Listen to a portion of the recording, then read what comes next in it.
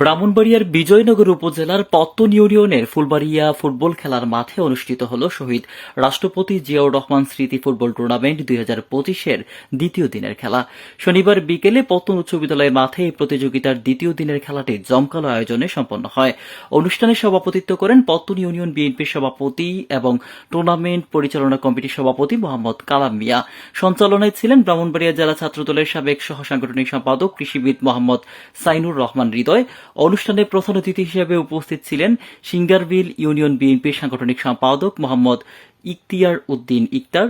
বিশেষ অতিথি হিসেবে উপস্থিত ছিলেন বিজয়নগর উপজেলা যুবদলের যুগ্ম আহ্বায়ক ও টুর্নামেন্ট পরিচালনা কমিটির সাধারণ সম্পাদক মোহাম্মদ সায়েম ইকবাল বোখারি মোল্লা।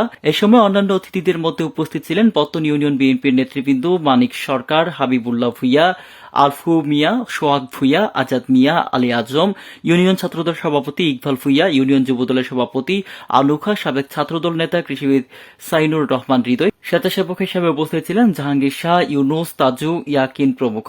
খেলায় আখাউড়া পৌরসভা একাদশ 2-1 গোলে পত্তন ফুটবল ক্লাব একাদশকে পরাজিত করে জয়লাভ করে।